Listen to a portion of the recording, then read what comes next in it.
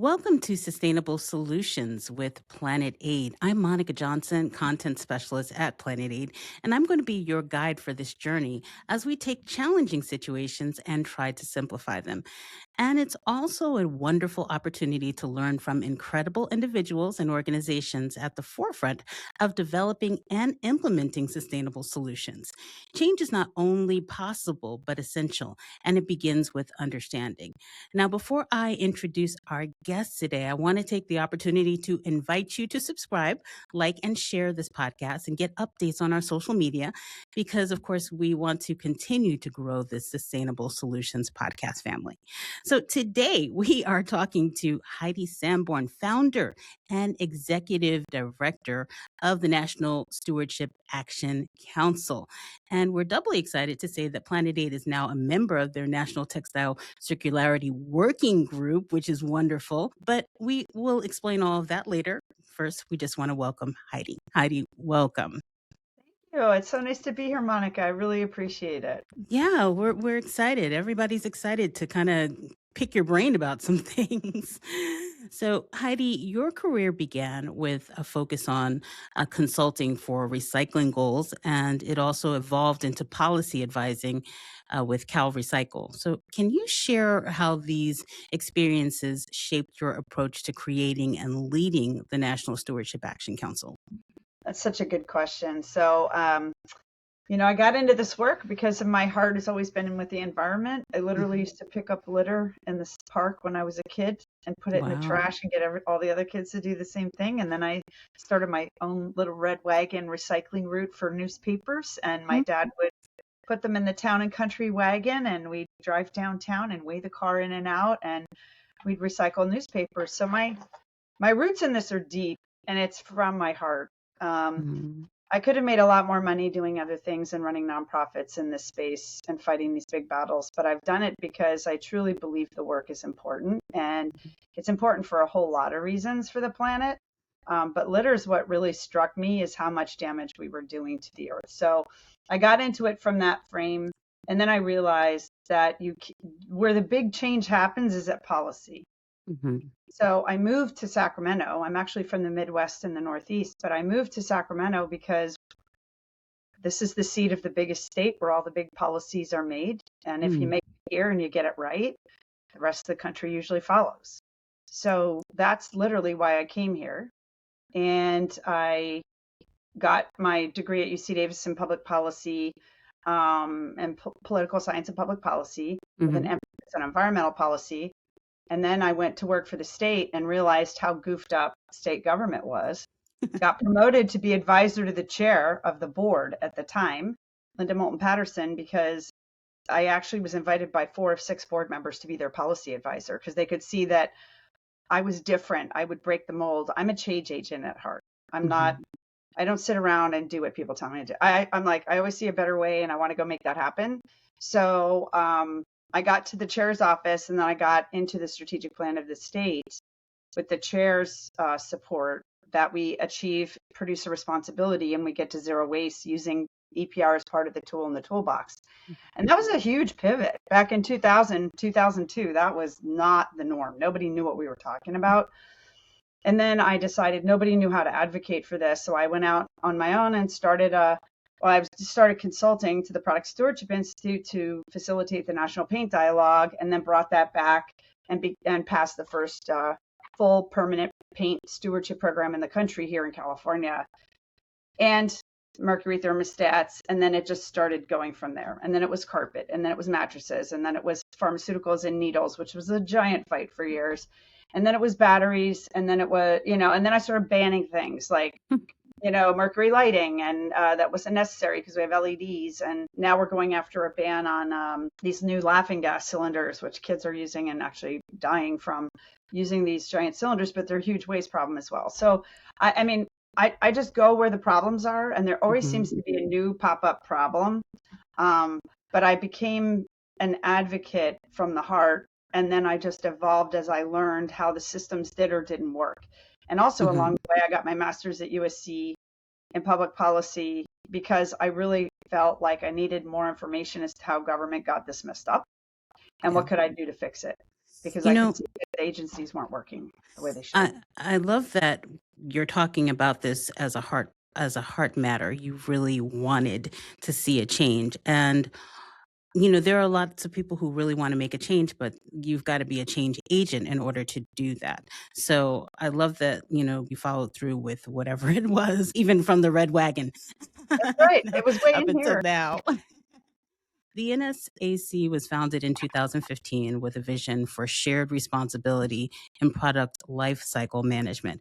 How did the initial goals of the NSAC evolve as it grew from a small coalition to a national leader in stewardship policy? Well, we evolve every day. I Hmm. mean, one of the things about being a change agent is you have to be on your game and at the tip of the spear at all times. Hmm.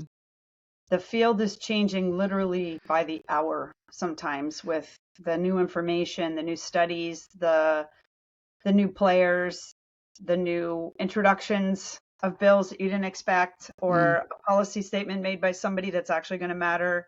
It's literally, you have to be on your game at all times. And so we're constantly evolving. In fact, our board a year and a half ago decided we're going to have to narrow and really figure out our priority products because there's so many things we could be working on, but we don't have the bandwidth to do all of it well. So what we decided to do is really focus on being the convener, like with the textile working group, Right. and bring people together that are what I call unlikely bedfellows. They don't normally work together. They don't know Right. each other. But yet, if you're going to make a circular economy, all these people are in the circle that you don't know. And Right. it's going to be a much better program if you're all not only know each other, but you understand where you're coming from. So these working groups are really a pre-competitive space for people that normally don't talk to each other, whether it's a recycler and a waste hauler or a landfill operator or a MRF operator, like all these people talking with the manufacturers to say, because the manufacturers were just throwing things into the market and saying goodbye, good luck, hope good luck managing that. And we were like, Right. whoa, whoa, whoa, this is expensive. We can't Hmm. figure this out. We need your help. We need you at the table. We need to redesign some things. We need to think about material choices. They didn't get it and didn't care. They were externalizing all these costs onto the public sector and the environmental damage they were doing until now. And producer responsibility stops that. It sends the market signal back to the producer to say, you made it, you profited from it, you help and manage it at back end and pay for Hmm. those costs. And when you pay for those costs, guess what? When the polluter pays, and this is economic terms, conservatives say this, when the polluter pays, it self-regulates, and you don't need regulations to manage things because the management will come from the producer who says, I don't want all those costs. How Right. do I get those costs down? But when they can externalize them, they don't care. And that's where we were for quite a while.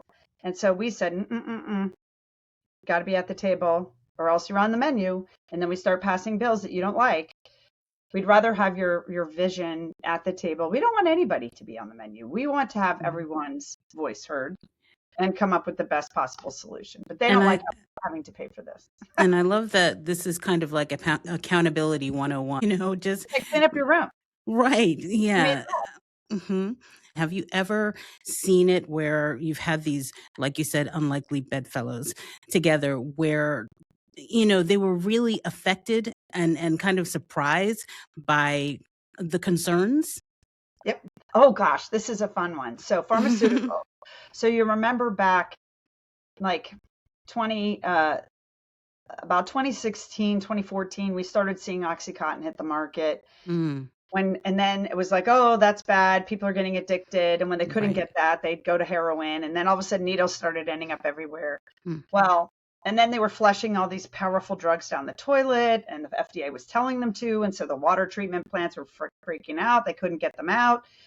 And it was just a mess. So we came in and said, big problem, people, pharma, we need your help. They're like, talk to the hands. No problem here. Go home, little gnats. You can't roll us. mhm. We were told repeatedly, you're taking on the big dog. I'm like, I understand. But once I get lockjaw, we're shaking until we get it. And so we just shook and shook and shook. And we passed, what we do is we pass ordinances locally to drive the industry to the table at the state level. So when we couldn't pass the state bill, we got 12 ordinances passed at the local level from San Francisco all the way down to Santa Barbara. We were going to get LA, and then the industry said, fine, we don't want a different rule in every county. We'll negotiate the bill. And when we negotiated the bill, when they finally realized, it's like going through grief. First, you have denial, and then you go into acceptance, and anger, acceptance, all that. That's exactly what they do. You can see it. And then we get to, once we're in acceptance, they start negotiating the bill, and then we all get a better bill we can support. So what we ended up doing is negotiating. The pharmaceutical industry and the needles industry did not want to be in the same program. So we said, fine. The needles industry came and said, we want to be different. We're different. And I said, okay, how do you want to be different? And they said, well, we want to do a mail back program, not a medicine bin program type drop off. And I said, okay, well, if you do that, I'm not sure that's going to work. I haven't seen that work anywhere in the world. So I'm going to require you to, if it doesn't work and the needles show up at a medicine or at a drop off that's public hazardous waste facility, you pay for all those. And when people go to get a needle at a pharmacy, they have to get a free container so that they can bring that back. And they said, we can do the container. We're not going to pay for the, and I said, well, no, then you're not going to do it. So long story short, we got it. It's the first time in the world that in California that we've had a bill passed that requires a producer to pay directly to local governments if their product shows up in their hazardous waste facilities. So I'm very proud of that. We negotiated separately because they wanted to, and I said, fine. And then the hospitals got involved. Water districts were involved. Mothers Against Abuse of these drugs. I mean, these kids are getting Adderall and everything in school. I mean, there were so many kids that had died. Parents were showing up, water districts, environmentalists. It was like everybody at the hearings. And so that's what I mean. And that's when we started these working groups, because we could see these people don't understand each other at all. And we're trying to figure out how do we get them to the next level and get regulations done that make sense, which is why we're doing it on textiles too. Very good. Okay, we'll get to that a little bit later. But the NSAC has sponsored several landmark legislation, such as an Assembly Bill 1158, now a law. And this bill was meant to, of course, improve existing carpet stewardship legislation, as you said. And Senate Bill 212 pertains to California ensuring a manufacturer-funded program for the safe collection and disposal of unwanted pharmaceutical drugs and home-generated sharps. So that's exactly what you were talking about. So we'll kind of hone in on the importance of these victories, because like I know that you said that this was the first ever. So how did that help to elevate some of the other things that you were doing? Well, it helped a lot, because once you go from being an annoying gnat to actually tackling big pharma, all of a sudden you're a player. Yeah. Right. And so the big thing in the Capitol is it's great if you can kill bills, but can you pass them? Because it's easier to kill bills than pass them. Once you've passed massive legislation like that against all odds, people take it seriously. So the next time you go after a product, the industry goes, ooh, you're going to do something. We better play. And that really made it easier for the next thing. Carpet has always been a hard industry to work with. They're based out of Georgia, and they just have a totally different way of thinking and being, and it's hard. But other things that were easier were, like banning the mercury lighting. That could have been a giant fight, but it really wasn't. And there was reasons, we have cost-effective LEDs. They're more energy efficient. They don't contain mercury. We had many other bills that we worked on, like truth in labeling, making sure that labels don't call things flushable if they're not, or recyclable if they're not. And that's a very big market signal for who buys what. A lot of greenwashing. Exactly. And we don't want greenwashing. We want the public to at least make an informed choice. That's how free markets are supposed to work. It's based on facts. But when they're allowed to lie, then the whole system is messed up from the get-go, and the wrong market signals are being sent because people are buying things that they were duped to buy. Very good. That's such an important just thing to stand on, to be able to know that you're buying things because they actually work, or Right. they're actually healthy. I mean, I think about this now because this is one of the things that I'm working on right now, looking at labels, the labels, and you want to know that the labels that you're looking at are correct. So in 2025, NSAC co-sponsored SB 501 and SB 561, breaking new ground with extended producer responsibility for household hazardous waste Mhm. and marine flares. And we also talked a little bit about this, I think. So, what steps does NSAC take to ensure that these pioneering efforts have lasting impacts? Well, I'll tell you on marine flares, a lot of people didn't think, didn't even know this was a problem because they don't have a boat. But if you have a boat that goes on the ocean, Mm-hmm. they have to have a safety signal. And for a long time, 100 years, it was just a marine flare. Well, they contained very nasty chemicals, including at one point perchlorates, which are highly toxic to water. And of course, they all end up in the water. And people, when they're explosive, so when people are done with them at 3 years, because they expire every 3 years, they just threw them in the water because they didn't know what to do. There's no place to put them. And if you put them in the trash and it blows up, then you got serious injuries. So anyway, we got the bill all the way to the governor, bipartisan, lost only 2 votes, and then Governor Newsom vetoed it, which I was very upset about. But the good news is we sent the signal and we created a Mm-hmm. lot of stir and a lot of discussion. And what did that do? It got the attention of the Coast Guard. Ah. Coast Guard just didn't. The biggest help we can have is the Coast Guard because Mm-hmm. they're the ones who require safety equipment and do boat inspections. If you don't have their safety equipment, they give you a ticket. So if they come in and say, "Hey, cutter class, we don't want you to have these pyrotechnic flares on the boats anymore. They're unsafe." Well, Mm-hmm. the whole reason to have them was safety. So now they're banning them by June of this year. Wow, So that's huge. that is. But that's for the big cutter class. Now, for the residential or the recreational boats, But they cannot. can I also just say, with that, this is also very important as far as just ecologically, right? Oh, The things that huge. are coming into the water systems, because there's a whole world that's underneath that water, that's in that Thank you water. for saying that. The Hmm. oceans are being devastated from everything from the temperatures coming up to chemical poisoning, plastic pollution. It is so bad down there. And I just got back from Kauai, and I can tell you, I cried when I saw the beach. It was nothing but plastic, top to bottom.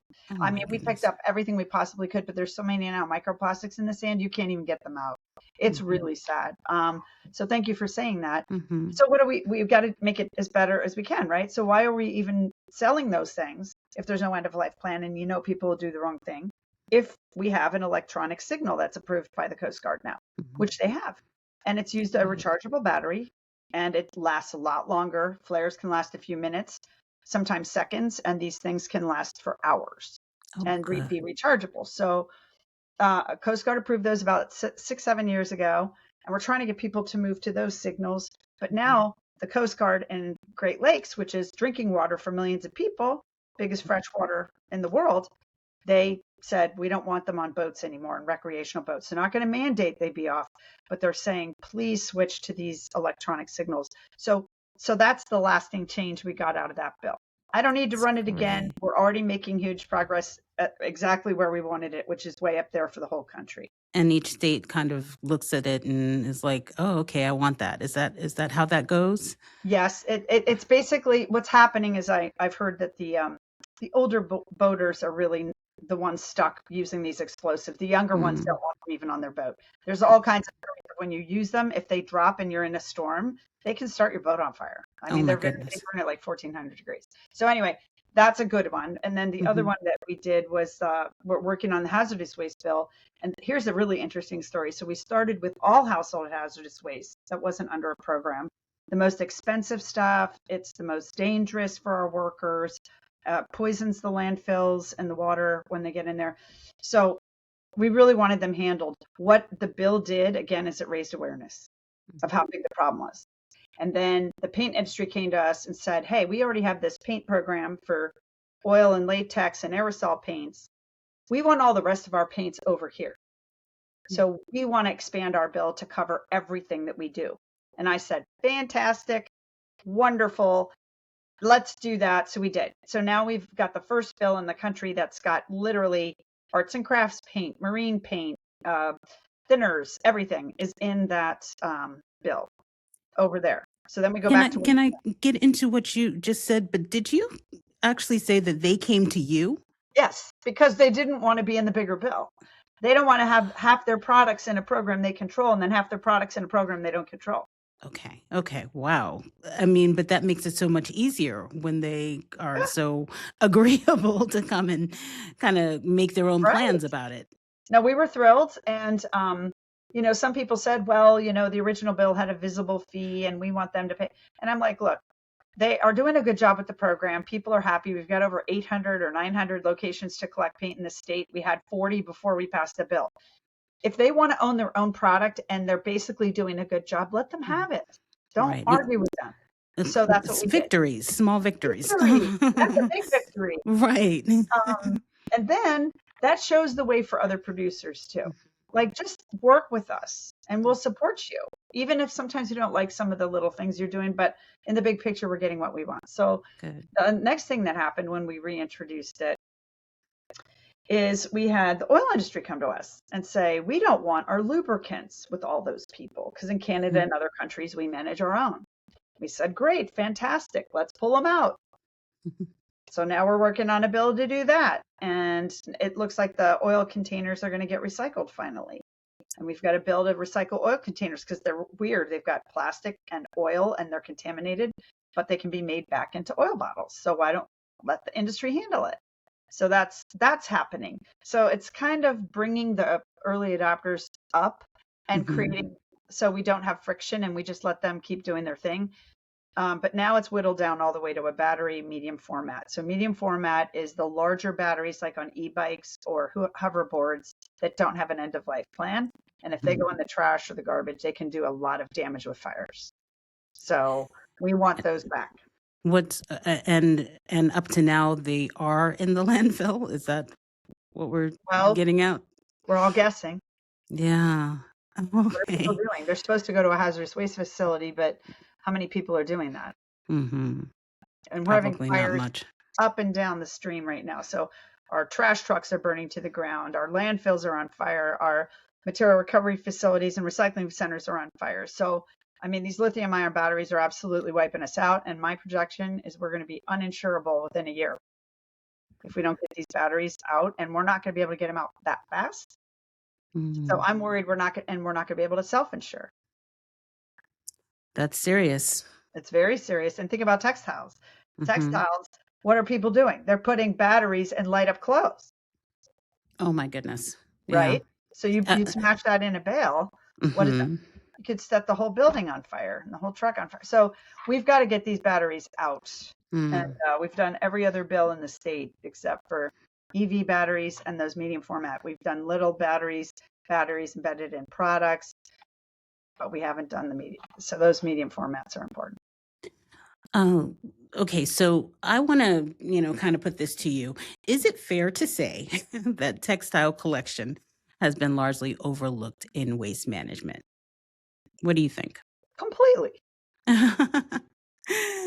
Okay, that's good to know. So, how is the NSAC responding to this emerging and urgent interest now, of course, in solutions-based models that deal with textile waste as a result of fast fashion and ultra fast fashion's growing environmental footprint? Now, I say that also knowing that textile waste has been, before fast fashion, there's also been textile waste since the 90s. It's been a growing problem. So what are we doing for this? Well, I could see this coming. So when I had started the California Product Stewardship Council, I worked for 12 years there. Then I started the national group 10 years ago already. But I was straddling both for a while, and I could see textiles coming. Because we were looking at the waste characterization studies for the state of California, and textiles was just getting bigger and bigger. And I'm like, oh, this is going to be like, we think packaging is big, and organics has been tackled. So the next thing is going to be textiles. And so I actually looked around to hire somebody to work on that. and I hired a gal out of UC Davis, a graduate from my alma mater, who actually had a PhD in textiles. Wow. So we started working on this. I started speaking at conferences like the Textile Exchange up in Vancouver about 4 or 5 years ago. And I'd already been working on, we had passed the only carpet stewardship bill in the world. So I'd already worked on that. But this is a very different type of textile. So we started looking at that. And then I was chair of the Recycling Commission in California from 2020 to 22. And she did a proposal on textile policy that we accepted. And so it kind of set the stage for future legislation. And then when I separated and did NSAC, they did that bill and passed it. And now I'm doing the national, because they're doing the California working group and I'm doing the national working group. So I kind of saw this train coming, because remember I said you have to know the field and you got to be looking way ahead. Right. And I'm a visionary. I see problems years before anybody sees them coming. That's just the way I figured out.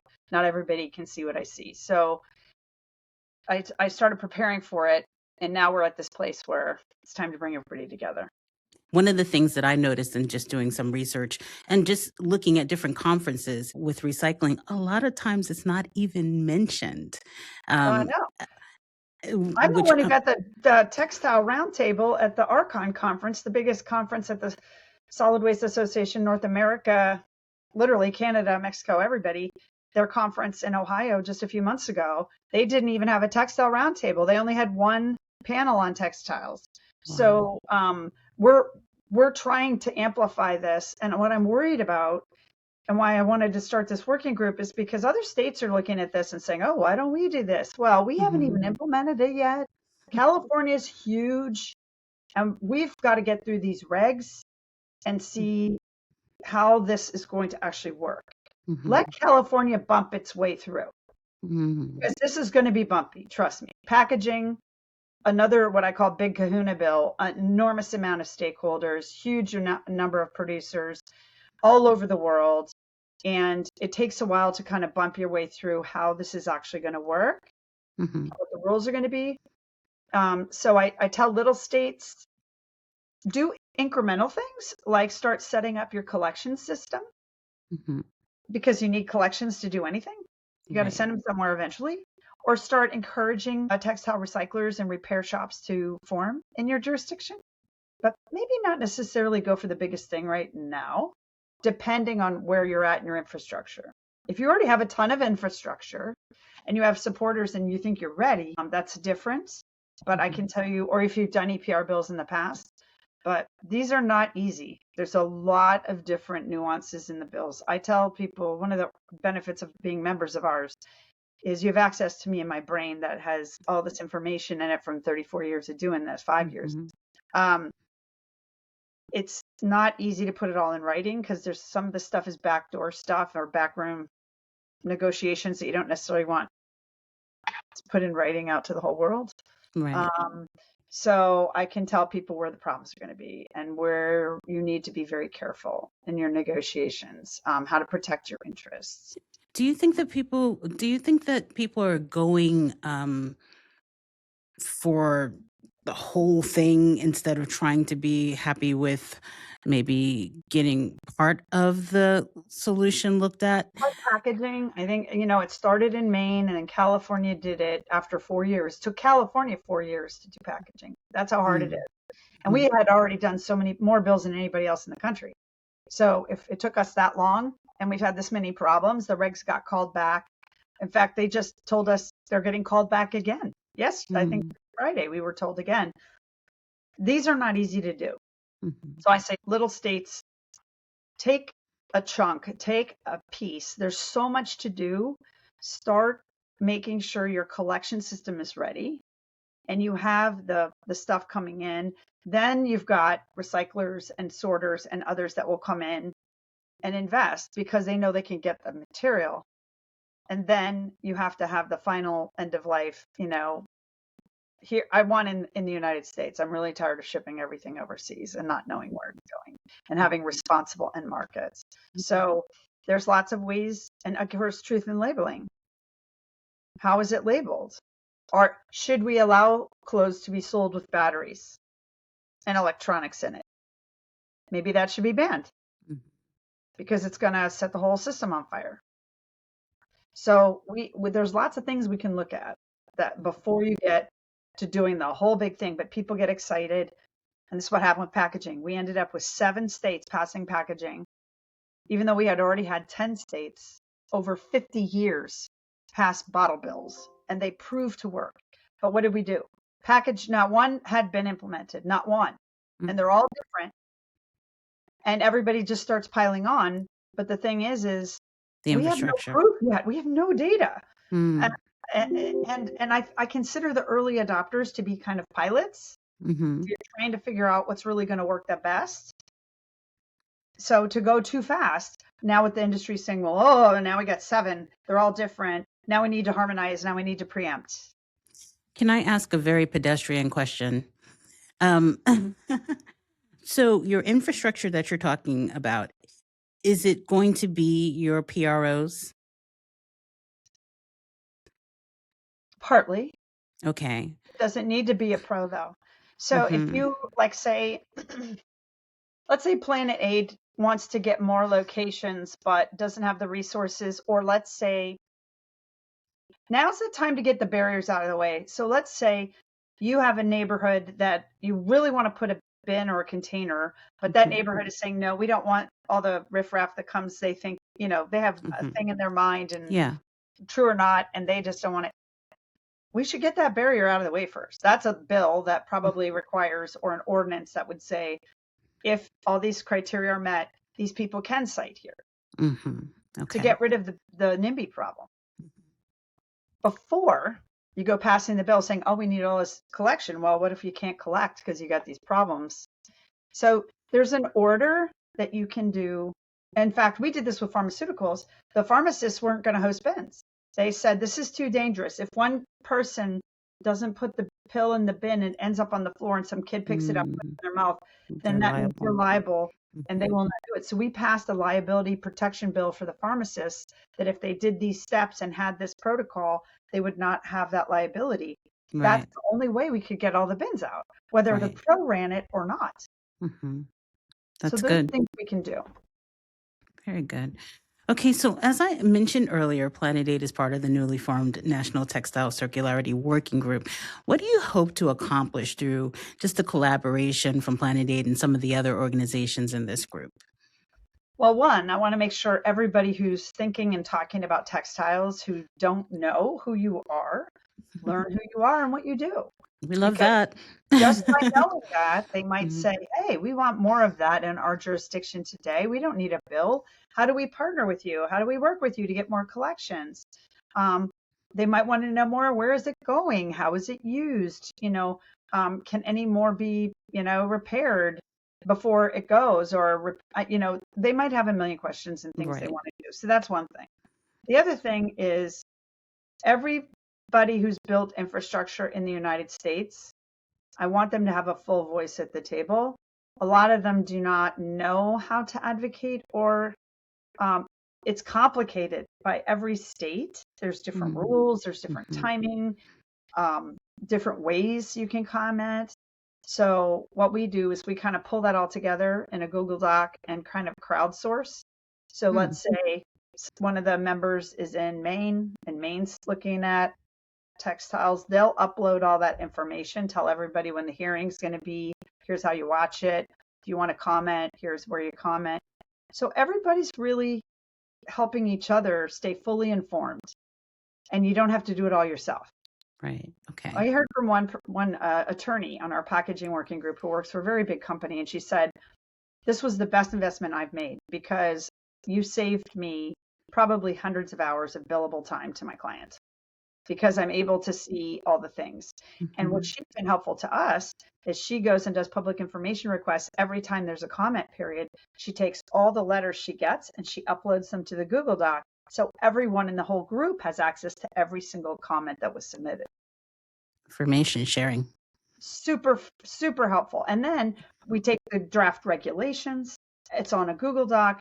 And then if somebody puts this comment, another person says, oh, I hadn't thought of that, but what about this? And another person says, oh, I thought about that, but what about this? And then you start really crowdsourcing the thinking to the point where you can really see where everybody else is coming from, because you don't know what you don't know. Right. And the manufacturer isn't going to be the same as, someone else. Their thinking is going to always be different. And what's good for the regulators, and I've done regulations, is it's really hard when you get 2,500 comments and all of them are going pointed straight head on at each other, meaning they are not going to align, and you have to pick which one to put in the regs. And you're trying to, ferret through all this. If we have these discussions offline in the non-competitive environment, and then people can say, well, I hadn't thought of that. I don't want to go head on into that because I wouldn't want to hurt them in that way. Maybe I can make my comment this way, and it'll benefit each other. It's not going to hurt each other. It won't be combative.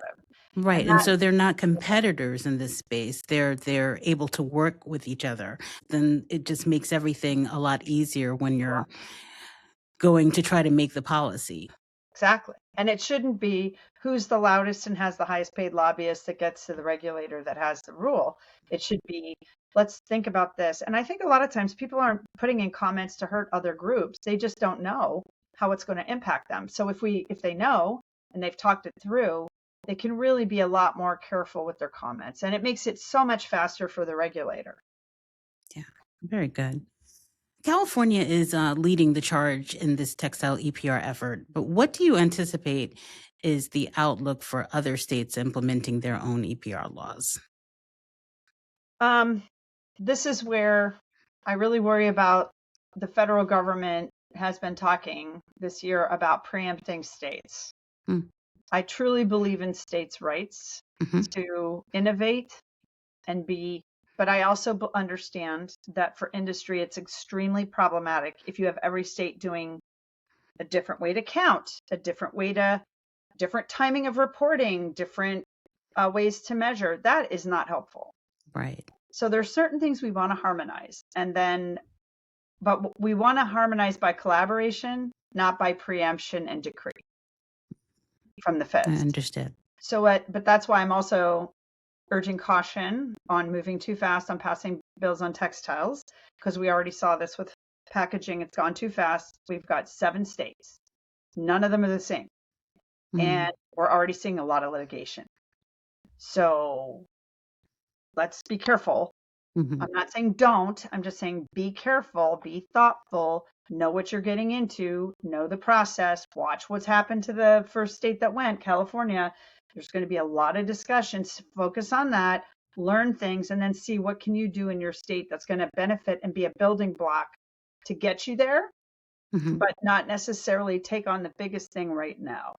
But maybe help build some infrastructure. Do the states kind of believe that, California is a precedent, but every state is not like California. So do they think that it's just going to be different with them because they have different voters or different mindset? Is that why they go on and say, hey, I want to do this no matter what?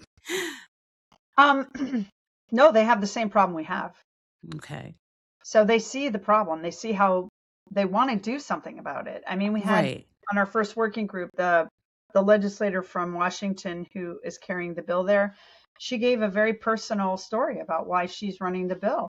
When she was a kid, they were poor and they got all their clothes and bedding from Goodwill. Had they not been able to do that, she wouldn't have had clothes and bedding.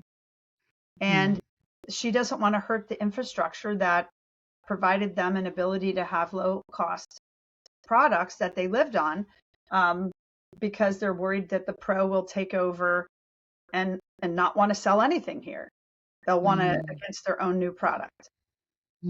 That's happened a little bit with paint. A lot of the paint has gone overseas and they don't necessarily want it competing with virgin paint where the profit margins are much higher. So we have to be honest about all the things. And for her, that was a big part of it. Is it's really hard, this throwaway clothes, you can't really reuse it or repair it. It's just such low quality. So that's part of it too. It's just the sheer wastefulness of what's happening with textiles and how it's gone. It's like I've been a race to the bottom.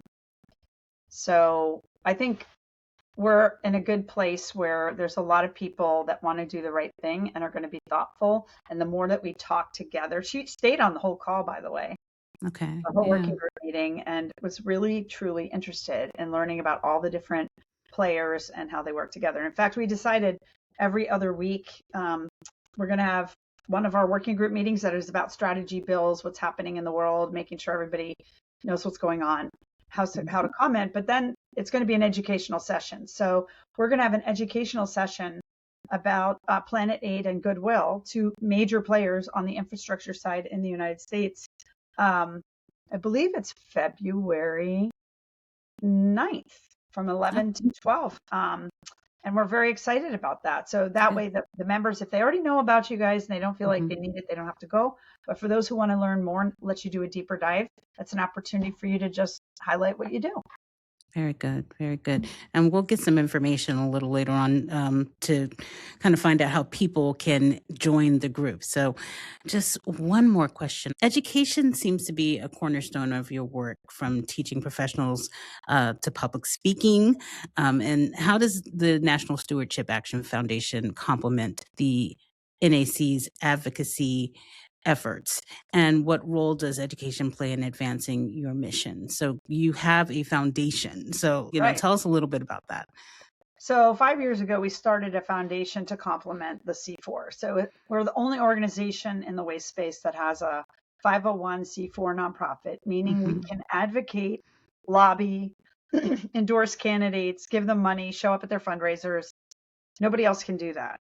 We also have a C3, which the Stewardship Action Foundation, which only does education to support the advocacy. So if we're going to work a lot on textiles in other states, we can do a lot of like our webinars and our working groups, and our pure education stuff is over here because we want to raise the education level to get better policy. Right. They go hand in hand, and most organizations that are nonprofit at the national level have both the C3 and the C4. So we have both. It's not uncommon. Sierra Club has a foundation, NRDC, all the big groups have both. What have you heard as far as people benefiting from this foundation?